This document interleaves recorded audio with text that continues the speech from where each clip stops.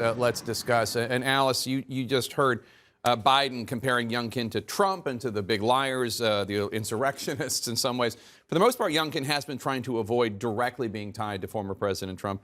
But now it appears Trump is going to come to Virginia some way. It's kind of unclear, but in a new statement, Trump said, quote, "Arlington, see you soon." And then Trump's director of communications followed up that statement with, quote, "Details will be released when appropriate," about Trump coming to Arlington, Virginia, Northern Virginia. That's quite the tease. We should note it doesn't say when he's coming. It could be for Christmas shopping, for all I know. But could this hurt Youngkin? Potentially. Look, Glenn Youngkin has done well, very well, without Trump by his side.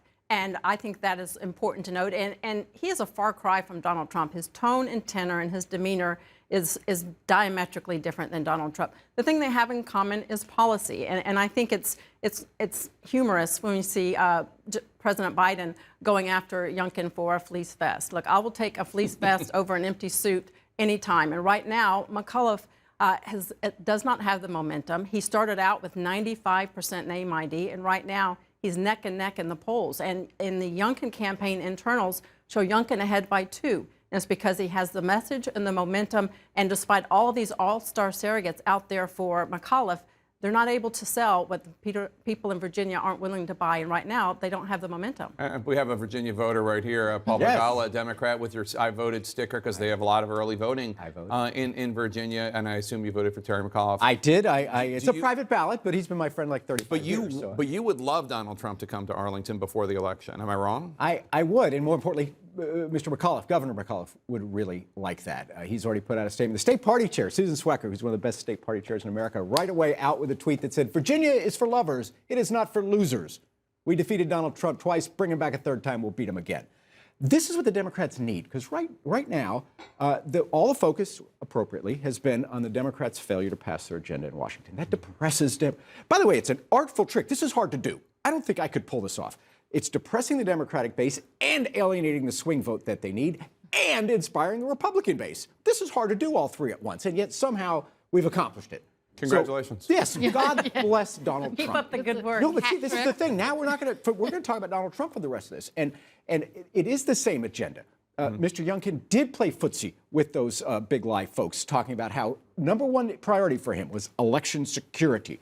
He said he's going to go on offense to outlaw abortion the way they have in my beloved Texas, the way Mr. Trump wants to do so across the state. And now he's talking about banning Toni Morrison's books, the Nobel Prize winner? He's not in favor of banning it. He's running an ad. But he ran an ad with a woman who did favor temporarily banning it. But that is Glenn Youngkin's ad, and he paid for it with the multi-millions of dollars that he's earned as a private equity millionaire. That is about parental involvement in the school system. And look, as much as you would love to make this about Donald Trump, yes, I would. Donald Trump is not on the ballot. Glenn Youngkin is on the ballot. He's not talking about Donald Trump. The Democrats are.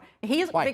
Because he's out there talking about what people of Virginia, like myself, are concerned with: jobs, pocketbook issues. No, he's talking about Toni Morrison. And he's race baiting on a Nobel Prize-winning novelist. Well, let's bring some other people into this discussion. Ayesha, before 2020 in Virginia, early voted.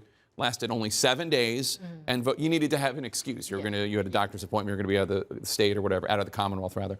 But now early vote in Virginia is 45 days long.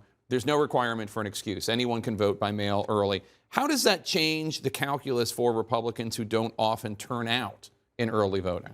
Well, the one thing that Glenn Youngkin has done that also is not like Trump is that he has embraced the early vote, and he hasn't told them, told his voters, just come on election day. He has embraced, or it's rigged. Yeah, or it's rigged. Right. He has told them to come out and try to do early voting. So that does go into his favor. The problem for Democrats too could be that, people who would normally vote on election day are now just kind of voting earlier. They're not getting more votes than they would necessarily have otherwise, and they have to make sure that they're getting young people to actually come out and vote. So those are some of the complications that can come with early voting. I mean, more people voting obviously is good, but that's what they're trying to figure out right now. And Zolan, usually early voting typically favors Democrats, and election day voting favors Republicans. So far, there's been more than triple the early turnout than 4 years ago. If Democrats typically turn out early, does that mean it is necessarily safe to assume that McAuliffe is leading with the early vote? I mean, you can say that the Democrats right now are outpacing on early voting, but there's a couple key points, I think, to point to before we kind of get ahead of ourselves.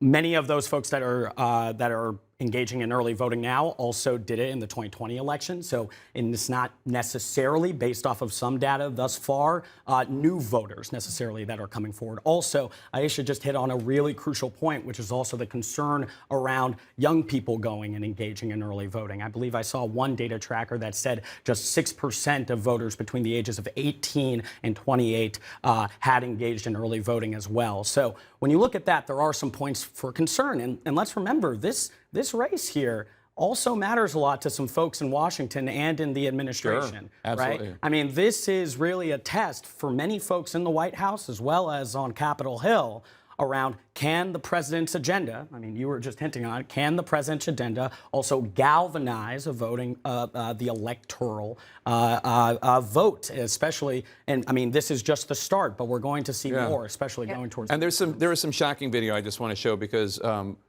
look, Republicans like Alice Stewart and Glenn Youngkin have not engaged in the big lie, and I think it's important to point that out.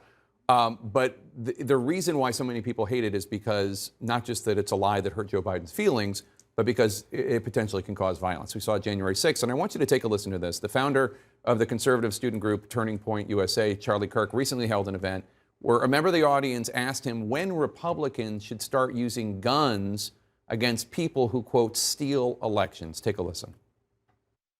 We're living under a corporate and medical fascism. This is tyranny. When do we get to use the guns?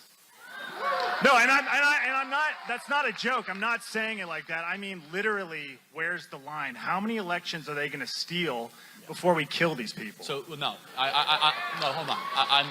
No, stop, hold on. Now, I'm going to denounce that. I'm going to tell you why. Because you're playing into all their plans, and they're trying to make you do this. That's okay. Just hear me out. What I'm saying is that we have a very fragile balance right now at our current time where we must exhaust every single peaceful mean possible. I mean, first of all, Charlie Kirk denounces this, quote unquote, but only because in that clip, because you're playing into all their plans and they're trying to make you do this, not because you shouldn't talk about killing people, no one stole an election. Yeah, shame on him for not stopping that man in his tracks and saying none of that. Stop that kind of talk. That's nonsense and ridiculous and dangerous and stupid. Look, my pastor always says your feelings might be real. It doesn't mean that they are true. And people need to stop thinking that because they feel the election is not safe and fair, that it's truly not fair. They need to get past that. They need to embrace the fact we have free and fair elections, we have integrity in our election process, and we need to move forward and get past this inciting violence and danger because you don't like the outcome of an election. Amen. Alice Stewart, thanks so much, and thanks to everybody here. Coming up, Taiwan's president sitting down